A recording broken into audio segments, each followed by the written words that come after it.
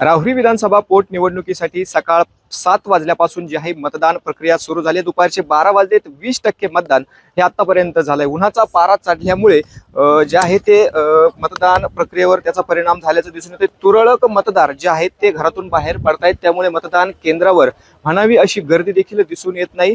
अत्यंत अल्प प्रमाणात जे आहे ते मतदार या ठिकाणी मतदानाला येत आहेत, त्यामुळे उन्हाचा पारा चढल्यामुळे त्याचा परिणाम थेट आता या मतदानावर होताना दिसतोय।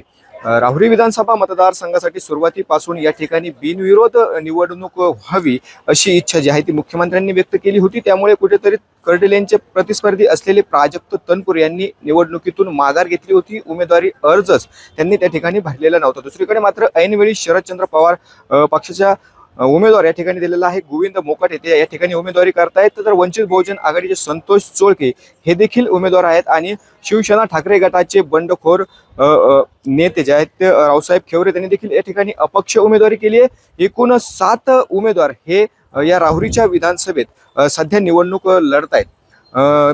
सुरुवातीपासून एकतर्फी वाटणारी ही निवडणूक शेवटी मात्र या ठिकाणी निवडणुकीत रंग भरले आणि या ठिकाणी प्रचार देखील झाला। स्वतः मुख्यमंत्री या ठिकाणी अक्षय कर्डिले यांच्या प्रचारासाठी आलेले होते। दुसरीकडे मात्र महाविकास आघाडीचे उमेदवार गोविंद मोकाटे यांच्या सभेला मात्र राज्य पातळीवर कुठलेही नेते आले नाही।